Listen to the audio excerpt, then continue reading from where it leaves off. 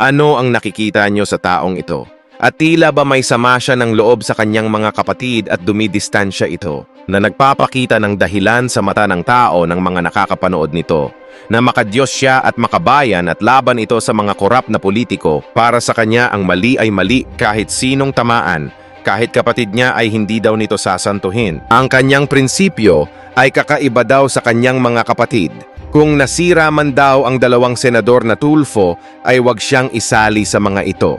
Tulfo lang daw sa pangalan, pero magkakaiba sila ng mga prinsipyo at ideolohiya at pananampalataya. Sa sinabi nga ng taong ito na tila ba ayaw na nito na tawagin siyang Tulfo, na mas gusto niya na tawagin siyang Ben Bitag. Dahil sa kanyang apelidong Tulfo, ay nadadamay siya sa kasiraan ng kanyang mga kapatid. Dahil sa isyu ng maleta at nagsarado o nag-off na daw ito ng mga comment section sa kani-kanilang mga social media platform. Pero ang epekto nito, siya ang pinagbabalingan ng sisi. Ang taong bayan nagalit sa mga Tulfo na kahit wala naman siya gobyerno, nadadamay siya sa mga ito. Na wala naman siyang kinalaman sa issue ng dalawang Tulfo kung ano man ang ginawa nito. Pero ang taong bayan ay galit sa pagtatakip sa flood control issue ng male-maletang pondo na nasasangkot ang mga kapatid niya sa isyong ito. Ang pagpaparamdam ng taong bayan sa sakit na nararamdaman sa mga kapatid nito. Siya ang sumasalo sa lahat ng mga daing ng tao na galit sa Tulfo. Ito, panoorin nyo. Isipin mo kung napasama ako. Oh. Tatlo na kayo nandun, no? Si Erwin, si Rafi, ikaw. Okay?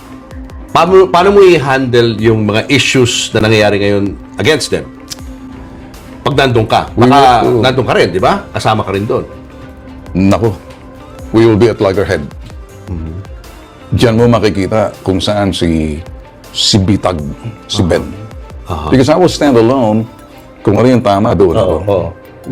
Well, to me, May perception ng publiko na you're all for one, one for all. Especially the T3, no?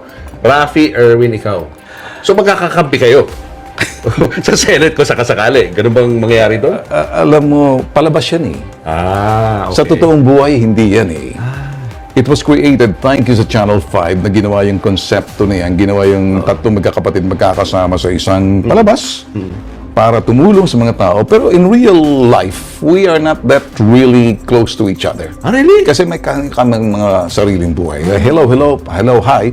Kuminsan nga, hindi pa nagkakasundo sa studio eh.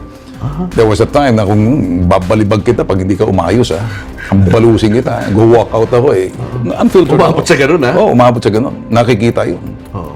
Iba yung dating ko. So, kumbaga, do not mess with me. Huwag mo akong pinagloloko, huwag mo akong pagtatawanan, huwag mong pagtatawan dahil that time nagwa-wedding ring pa ako. Sinabi ko sa isang utol ko, baka makatikim ka. Baka i-body slam kita. Habang nagpo-broadcast kayo, ha? No, Off-cam, ha? Off-cam. After na yan.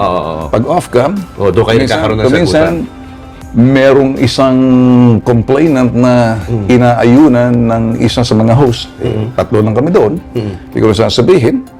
Parang inuudyok yung gusto naman conciliatory tone na yung complainant. Inuudyok, nilagay ko sa tamang lugar yung sa studio. Kapatid mo. Nagalit yung isang host, di ba? Parang nagbangga kami sa ere. Pinatapos ko lang segment, tinapon yung papel, walk out na ako. Kasi baka may mangyari. So gusto kong malaman pa yung ibang info doon sa pagiging hindi kayo close, no? Kasi medyo bago yan sa mga viewers natin because we all used to think na pag Tulfo Brothers united as one yan. Parang Three Musketeers yan eh. Di ba? Ganun ba? All for one, one for all. Nung bata pa lang kayo, hindi kayo talaga close, magkakapatid?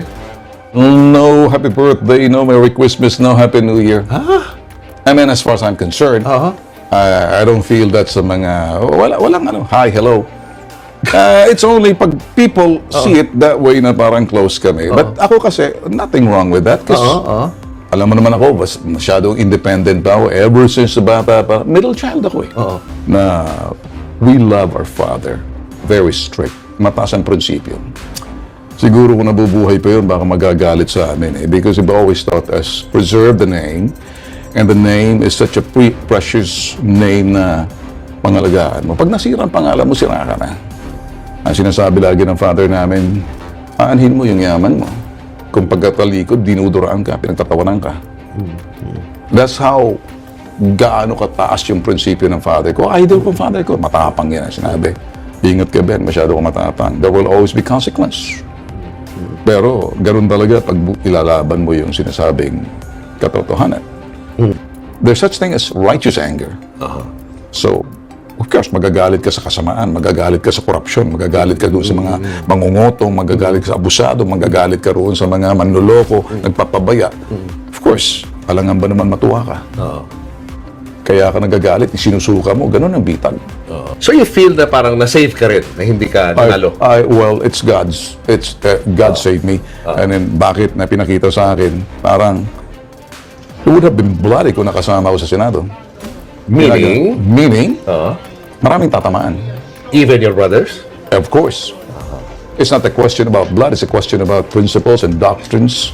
Anong pakiramdam mo, Ben, sa mga issues na binabato sa mga kapatid mo? Even sa social media, pag open mo ng Facebook, may mga memes, may mga AI, pinapakita sila na in a bad light.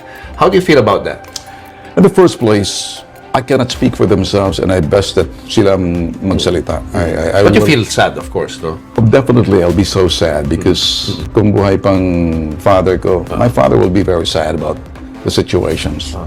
The sweetest name that you have in this world is your last name. To me, that's a very important one. Pag nasira ng pangalan mo, ang hirap kasi sa susunod na henerasyon, tatamasahin yan eh. Unless magpapakita ka ng something else. But I don't know. Only God knows. Nadadamay ka ba rito? Of course, I call myself, ang tawag ko dyan, collateral damage. Paano, sa paano? Paano ka na-apekto nito? Kasi unang-una lahat ng aming mga digital ecosystem from Facebook, YouTube, X, website, yung aming mga TikTok, lahat yan, pinag-isa na namin. Yung galit nila, ang galit ng mga tao dahil sa paninindigan at sa pananaw ng politika ng mga kapatid ko, nagpatay na sila ng kanilang comment section, sa akin na pupunta eh. Parang sinasalo ko yung bagay na hindi ko naman kagawan eh. Wala naman akong ginawa, dito lang naman. Malupit dito kasi apelyido mo, nadadamay ka. Kahit na, kung minsan masakit eh, pareho lang naman kayo eh. Sira na. Kayong mga apelyido ninyo, wala namang pinagkaiba. Kahit na, hayaan mo na lang yun. Para sa akin, okay lang. Ang paninindigan niyang ito, ibang-ibang nga siya sa dalawang senador na Tulfo. Pero ang isa sa hindi ko nagustuhan dito ay banatan niya si Bato de la Rosa na hindi naman niya naiintindihan ang nararamdaman, ang pinagdadaanan nito at panganib na kapalit ng kanyang kakaharapin para lamang mapunta ang kapangyarihan sa mga senador na nakikipaglaban sa tama at katotohanan sa isyu ng korupsyon na patas na pag-iimbestiga ang mailantad kung sino ang mastermind. Na halos buwis buhay ang ginawa niyang ito sa pagpasok niya sa Senado na hindi madali ang ginawa niyang ito dahil ang kapalit nito ay kanyang pag-aresto. Tapos ganitong asal ang pagbatikos na makikita mo sa taong ito. Ito panoorin niyo. Dito po makikita po rito, politika po ito. Kaya pag politika po, huwag niyo akong hikayatin o bakit hindi ka nagsasalita. Eto, nagsasalita ako. At marami pa akong masasabi. Mula ground floor, gamit ang fire exit. Nakita po ng NBI. Habulan po yan. Fire exit paakyat. Nakikita nyo, ang pangit pala ni Bato pag tumakbo, parang sakang. But, pagdating sa finish line, ang finish line ay Session Hall. Ang finish line ni Bato that time ay Session Hall. Kitang-kitang sprint runner na senador, umaakbay na sa balikat ni Ating. Balikat ni Senator Amy Marcos. Halos si Ating, all smile.